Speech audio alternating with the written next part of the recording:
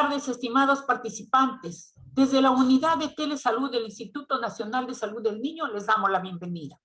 El día de hoy les presentamos un tema muy importante y de interés para todo el equipo de salud. La licenciada especialista Raquel Romero Rosales, que labora en el Servicio de Medicina A de nuestro instituto, nos va a presentar el tema balance hídrico en pediatría. Con ustedes, la licenciada Romero.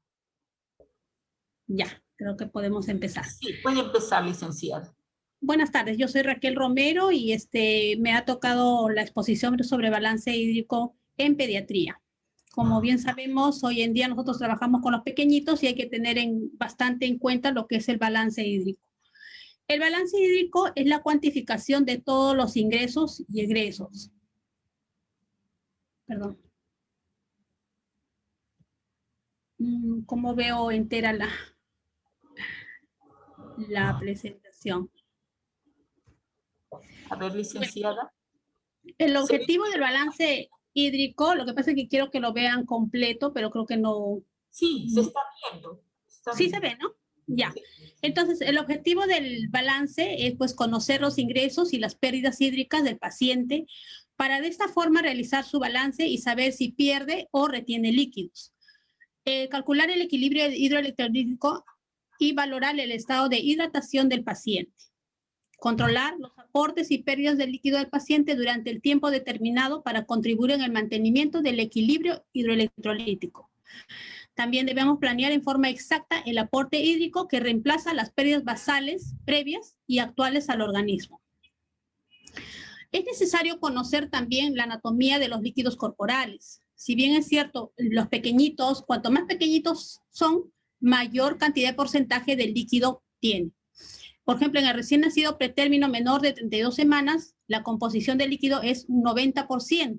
En un pretérmino mayor de 32 semanas, un 80%. En un recién nacido a término, ya entre 75 y 80%. El lactante ya va disminuyendo, ¿no? Un 70%, el lactante mayor a preescolar, un 65%, el escolar ya de 60 a 65%, y en el adolescente ya vamos ya llegando al casi igual a del adulto, ya se diferencia en la mujer 55% y en los varones al 60%.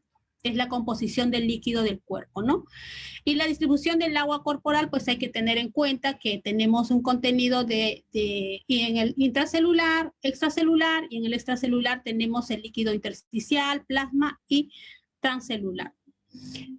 La composición del líquido intracelular tenemos que tener en cuenta también la cantidad de cationes. En el intracelular predomina más lo que es el potasio en los cationes, y en los aniones el fosfato y sulfato. En cambio, en la composición del extracelular, el catión que más predomina es el sodio, que es 140 mil equivalentes por litro, ¿no? Y el anión es el cloruro.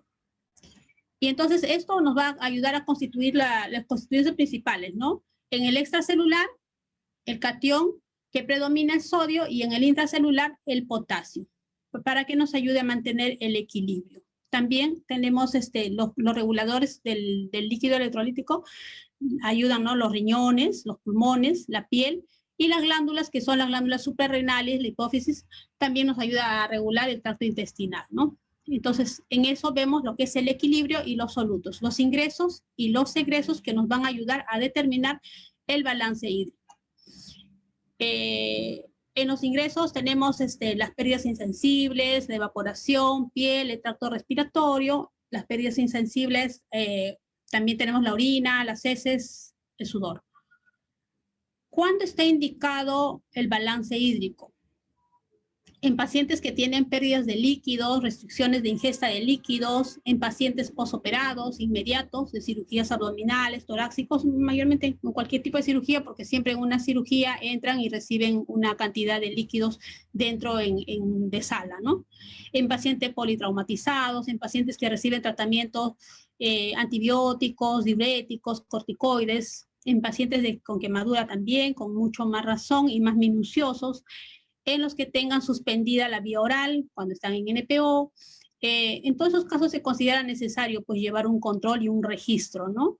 En pacientes que están con deposiciones líquidas. Ahora, hay situaciones en que provoca el aumento de las pérdidas, ¿no? Cuando hay una hiperventilación, cuando hay fiebre, cuando hay un exceso de sudoración y unas pérdidas variables también como los vómitos, eliminación gástrica, diarreas en pacientes operados con lo que es drenajes, fístulas, quemaduras. Lo que es balance hídrico, necesitamos saber o hallar las pérdidas insensibles. Mayormente en pediatría está dividido en dos grupos. Los grupos se dividen en menores de 10 kilos y mayores de 10 kilos. Las pérdidas insensibles en los menores de 10 kilos vamos a obtener, sabemos, ¿no?, que las pérdidas insensibles pues, es uno de los valores que se determina para cuantificar el egreso del balance hídrico. En las pérdidas insensibles, en los pacientes menores de 10 kilos, tenemos la fórmula que es peso por 33 entre 24 por el número de horas que queremos registrar el balance. En el caso de mayores de 10 kilos, sí necesitamos obtener la superficie corporal. Entonces, acá sí tenemos que diferenciar, ¿no? Tomar las pérdidas insensibles con superficie corporal por 400 en caso no hubiera fiebre, y la superficie corporal por 600 en caso si hubiese fiebre. Ahora, para obtener la superficie corporal tenemos que también una fórmula, ¿no? Es el peso por 4 más 7 entre el peso más 90. Un ejemplo pequeño, ¿no? Un paciente de 4 meses de edad con un peso de 6 kilos. Lo primero que tenemos que hacer es diferenciar en el grupo de menores de 10 kilos y mayores de 10 kilos. En este caso es un paciente menor de 10 kilos. Entonces utilizamos la fórmula que es peso por 33 entre 24. Nos saldría, ¿no? 6 por 33, 198, entre 24 nos sale 8.25. Por el número de horas que nosotros normalmente registramos en 6 horas, entonces nos estaría saliendo 49.5 en medio turno. En el caso de un paciente ya mayor de 10 kilos, un paciente que tenga 11 kilos y sin fiebre, cuando es sin fiebre, primero obtenemos la superficie corporal, que vendría a ser el peso por 4 más 7, entre el peso más 9, ¿no? En este caso usamos 11, que es el peso, por 4 más 7 son 51, entre 11 más el peso más 90 sería 105. Entonces estamos obteniendo una superficie corporal de 0.5. Y reemplazamos la superficie corporal en las pérdidas insensibles 0.5 por 400 entre 24, que es de horas, ¿no? Entonces saldría 200 entre 24, nos saldría 8 horas. Multiplicamos por la cantidad de horas que nosotros hacemos el balance. En algunos casos es por horario, dependiendo del servicio donde es el paciente, ¿no? O la reevaluación que necesita el paciente. Otro ejemplo ya con un paciente con fiebre, y en este caso la superficie corporal no va a variar, lo que va a variar es la pérdida insensible, ¿no? La superficie corporal, si es 11 kilos, 11 por 4 más 7 sobre 11 más 9, ¿no? Que vendría a ser 0.5 igualito, pero ya multiplicamos en el caso que es con fiebre por 600 entre 24. Entonces obtendríamos 12.5 sería la pérdida insensible en un niño de 11 kilos más fiebre. Entonces, una vez obtenido ya el balance hídrico, tenemos pues cuando decimos que un balance es positivo, y el balance positivo es cuando el ingreso es mayor que el ingreso. Para que exista un balance positivo, el egreso tiene que ser menor, ¿no? O sea, está reteniendo líquido ese paciente, no está eliminando lo suficiente. Los pacientes que están con balance pueden ser en causa de una ascitis, quemaduras extensas, hemorragia. El paciente está reteniendo líquido, ya vemos signos de edema incluso, ¿no? El exceso de volumen, hay una retención suprarrenal o agua, sodio en los rangos que corresponden, ¿no? Y en el caso de balance negativo es cuando el egreso es mayor que el ingreso. Negativo, perdón. Sí, está bien. El egreso es mayor que el ingreso. En ese caso ya estamos perdiendo líquido, entonces hay que cuantificar cuándo es un balance negativo, en el caso pues que hay un desequilibrio, ¿no? En el caso de pérdidas anormales de líquidos como los vómitos, diarreas, en caso de drenaje, cuando no está comiendo bien el niño, una hemorragia, el uso de diuréticos, hay que estar revisando cuánto de medicamento está recibiendo y si está orinando demasiado, ¿no? En los estados febriles también se ve que se pierde líquido. Entonces, hay que estar observando al paciente, ¿no?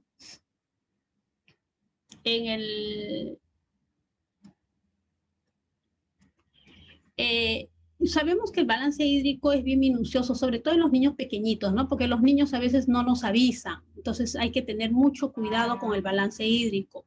Es importante tener en cuenta el peso del paciente. El peso a veces le pesan en emergencia y en emergencia pues es rápido, el trabajo es, llega el paciente, lo pesan y llega a hospitalización, se mantiene con el peso. Lo normal es que cuando el paciente está con balance, lo ideal es mantenerlo pesando todos los días y hay que estar en la comunicación, sobre todo con los pacientes, hay que estar hablando con el familiar, hay que estar hablando con el personal, porque a veces los papitos, el bebé tiene sed y le dan agüita o le dan la leche, entonces, y nosotros no estamos cuantificando eso, cuánto le dio, cuánto de líquido le dio, cuánto de agua le dio o cuánto de leche le dio. Hay que estar observando y decirle a la mamita, ¿no?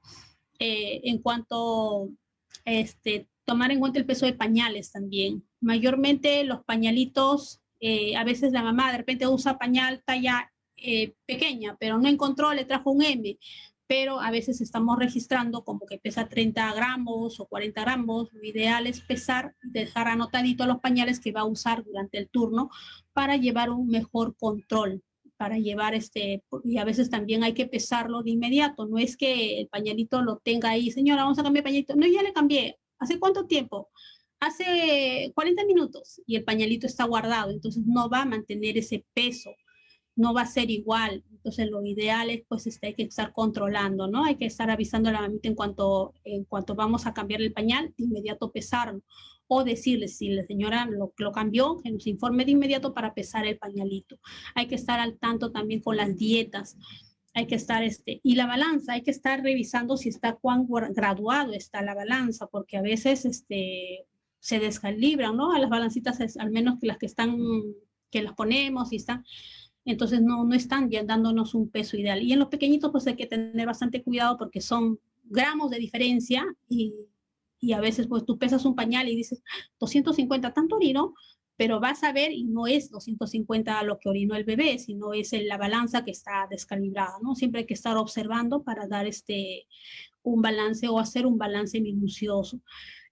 Medir los vasitos, medir las fórmulas, las lechecitas, en cuánto está, hay que estar siempre revisando y evaluando y decir al personal, todo el personal trabajar en equipo, ¿no? Ese paciente está en balance, entonces ya todos sabemos que está en balance y hay que ser más minuciosos al controlar, al revisar, al medir lo que ingiere y lo que también excreta, ¿no? Lo que elimina. Incluso los vasquitos recolectores, que a veces que tenemos una yeyunosomía, una colonosomía, entonces para medir también tenemos que tener nuestros frascos y lo ideal es que esté medido. A veces recolectamos en guantecitos y eso estamos pesando, ¿no? Entonces, hay que ser bien minuciosos y hay que registrar todo, pues, cuánto pesa para descontar el pañalito, para tener en cuenta cuánto es el volumen ideal de orina. Yo creo que eso sería todo en cuanto al balance. Más bien no sé si hay alguna duda o algún aporte, ¿no?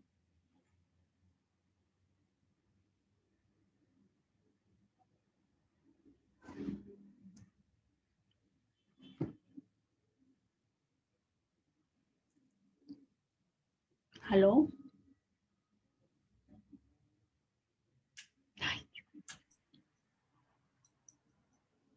Bien, licenciada, nos hacen una pregunta por el interno. Nos preguntan, ¿el mismo procedimiento de balance hídrico es para los niños cardíacos y nefróticos que retienen líquidos. La fórmula, disculpe, no le escuché muy bien el final de la pregunta.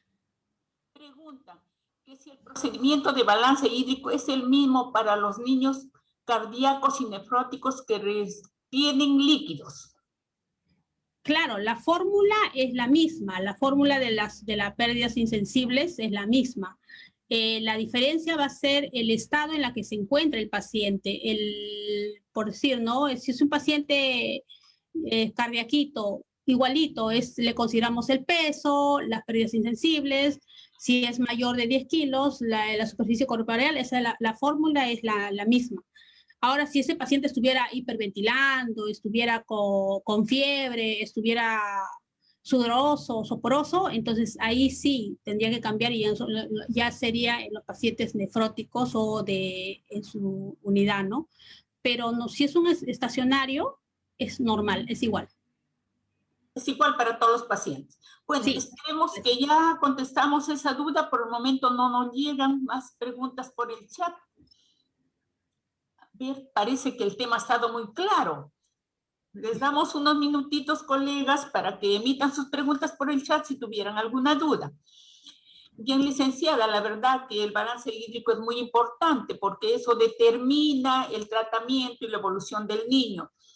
Lo que nos ha transmitido, sus conocimientos y experiencias van a ser muy valiosos para las colegas. Y ya la que tenía duda en relación a los cardíacos y nefróticos, espero que su duda esté aclarada. A ver, aquí nos llegó una pregunta. ¿En qué caso se saca agua de oxidación? Ya. Hay fórmulas donde te dicen, en diferentes literaturas hay diferentes fórmulas, ¿no? Pero yo estoy usando más el caso de lo que nosotros en el Instituto Nacional, o sea, en el hospital lo estamos utilizando, ¿no? Que es esta.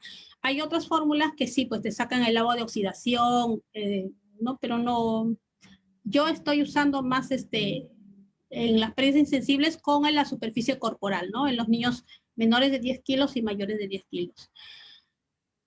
Bien, licenciada, nos llega otra pregunta relacionada.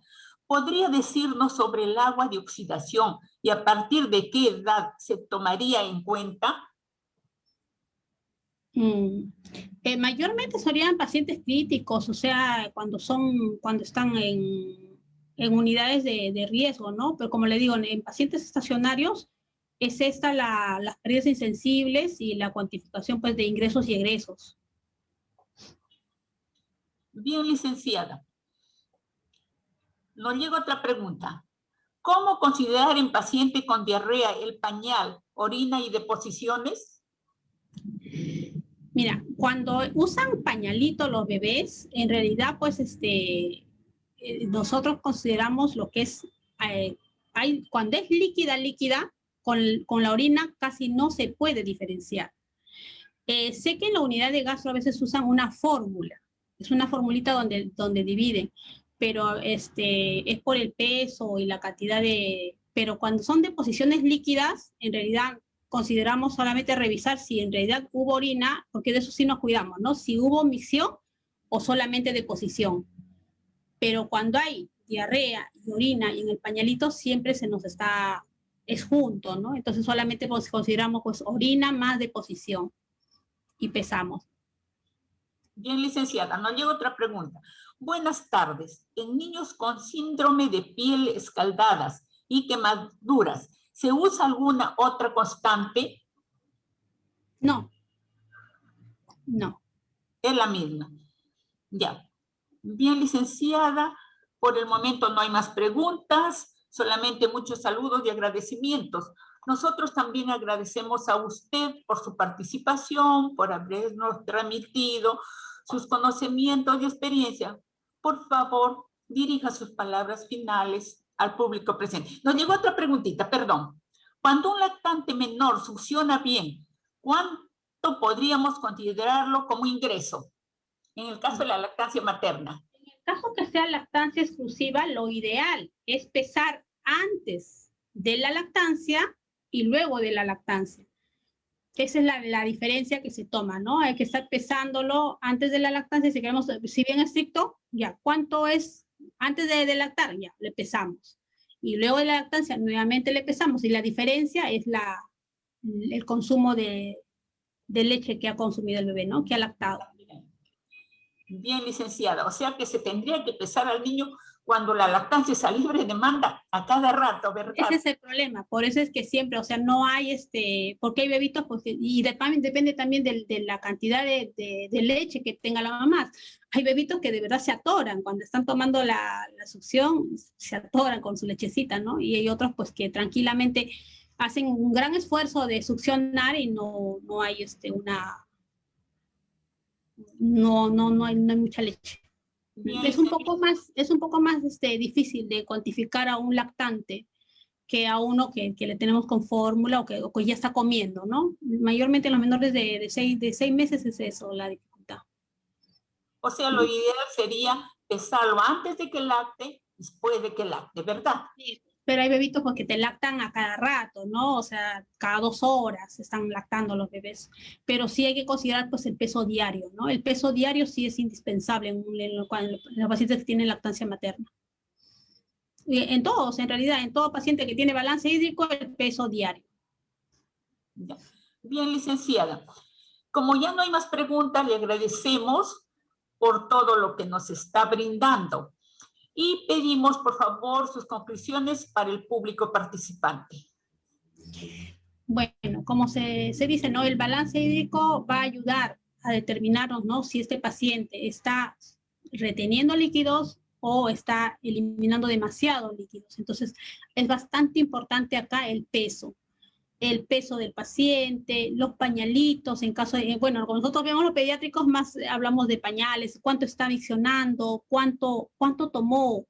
Hay bastante influye la comunicación, mayormente cuando nosotros estamos con pacientes pequeños y con el mamá o el madre acompañante, ahí siempre hay que estar minuciosos porque la mamá a veces el bebito le pide y a veces hasta frugos le lleva, ¿no? Entonces nos damos cuenta, oye señora, está prohibido, pero ya le dio el frugos.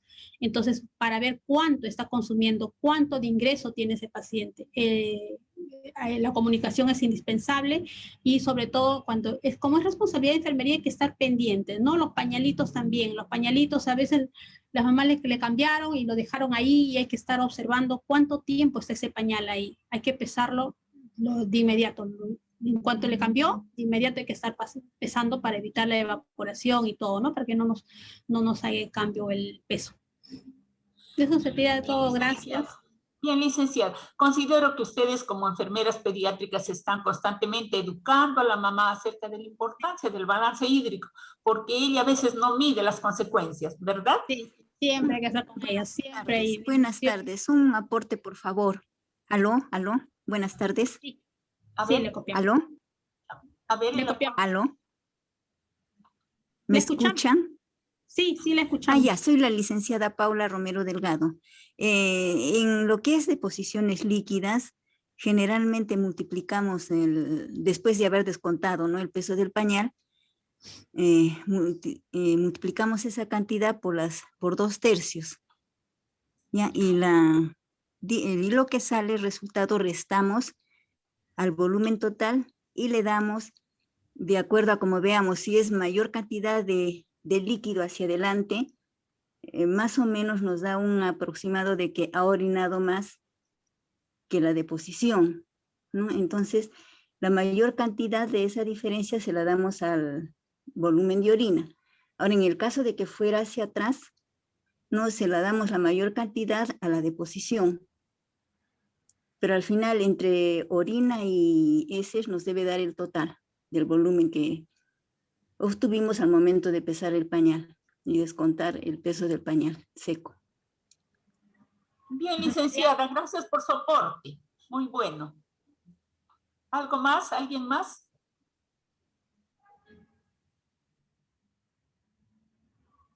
Parece que ya no. Entonces pasamos a agradecer también a las participantes. Muchísimas gracias porque demuestran interés de estar actualizándose, de interactuar en bien del niño. Pues agradecerles también, los invitamos no solamente a que participen ahora, sino todos esos temas pueden seguirlos a través de la página web y el canal de YouTube de Telesalud, al cual pueden conectarse libremente. Les esperamos también por ese medio. Muchas gracias y muy buenas tardes a todas.